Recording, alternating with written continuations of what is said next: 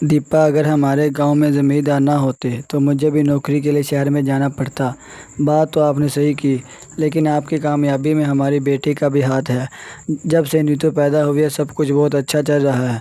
तुमने बिल्कुल सही कहा है, हमारी नीतू किसी परी से कम नहीं है। फिर वहाँ नीतू आ जाती है, पापा मेरे लिए घोड़ा बनो ना, मैंने खेलना है। ऐसे ही वक्त गुजरता गया और दीपा फिर माँ बनने वाली हो गई। दीपा, ऊपर वाला हमको एक और परी देने वाला है। फिर दो परियां आपस में बात कर रही होती हैं कि रमेश के लिए एक मुश्किल वक्त है। वो जानता नहीं कि ये उसके लिए आजमाइश है।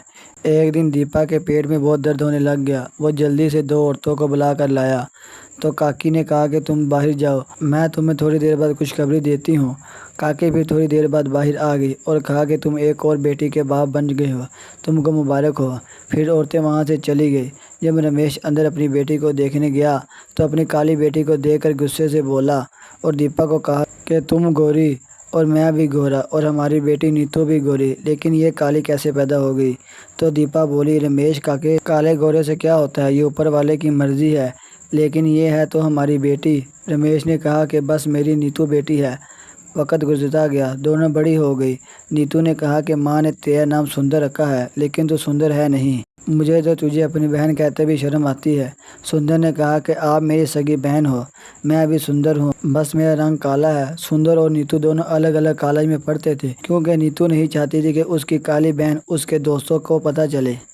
एक मरतबा रमेश अपनी नीतू बेटी के लिए ड्रेस लेकर आया तो सुंदर और उसकी माँ भी आ जाती है और सुंदर कहती है कि नीतू, ये ड्रेस तुम पर बहुत अच्छी लगेगी।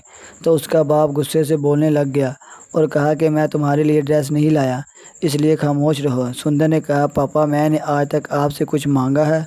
तो रमेश ने गुस्से से कहा कि मुझे पापा ना कहो, क्योंकि मेरा इतना काला खून नहीं है। वक़्त गुजरता गया और एक दिन सुंदर पास वाले गार्डन में गई और वहाँ उसने एक मोरनी देखी जो जख्मी थी। सुंदर जल्दी से उसको अपने घर में ले आई और उसका इलाज किया। मोरनी बोली, तुम ऊपर से ठीक रहती हो लेकिन अंदर से बहुत उदास हो। मोरनी ने कहा, तुम मेरी दोस्त हो, मुझे बताओ क्या हुआ है। सुंदर ने अपने काले रंग की दास्तान सुनाई। मोरनी ने कहा कि तुमने मेरी मदद की है तो अब मेरा भी फ़र्ज़ बनता है कि मैं तुम्हारी मदद करूं। सुंदर ने पूछा, वो कैसे। तो मोरनी देखते ही देखते परी बन गई।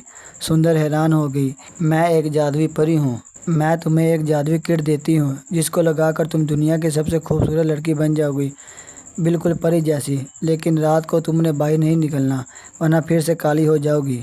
इतना कहकर परी गायब हो गई। ये सब कुछ उसकी बहन नीतू सुन रही थी। सुंदर के पास आई और कहा कि तुम मेरी बहुत अच्छी बहन हो, मुझे भी थोड़ा सा मेकअप दे दो। तो सुंदर का दिल बहुत बड़ा था, उसने थोड़ा सा मेकअप का सामान उसको भी दे दिया। अगले दिन सुंदर परी जैसी बन गई। रमेश हैरान हो गया और कहा कि ये कल तक तो बहुत काली थी, लेकिन अचानक इतनी खूबसूरत कैसे हो गई। दीपा ने कहा कि काले रंग से हर कोई नफरत करता है, इसलिए ऊपर वाले ने खूबसूरत बना दिया है। और नीतू इस मेकअप से और भी ज़्यादा खूबसूरत हो गई। एक दिन रात को रमेश की तबीयत बहुत ख़राब हो गई। इसने नीतू को कहा कि मैंने तुमको कार चलाना सिखाया है, तुम मुझे जल्दी से हॉस्पिटल में ले जाओ, मेरी तबीयत बहुत ज़्यादा ख़राब हो रही है। दीपा ने कहा कि तुम गाड़ी निकालो, मैं इसको बाहर लेकर आती हूँ।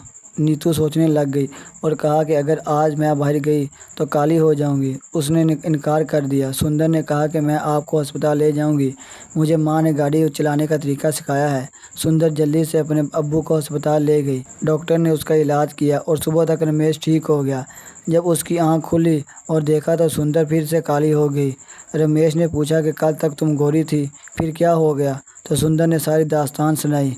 तो रमेश रोने लग गया और कहा कि काले होने के डर से नीतू मुझे अस्पताल नहीं लाई।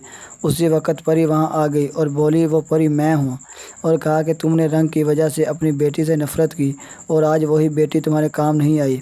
आज के बाद तुम दोनों काले रहोगे और सुंदर गोरी होगी।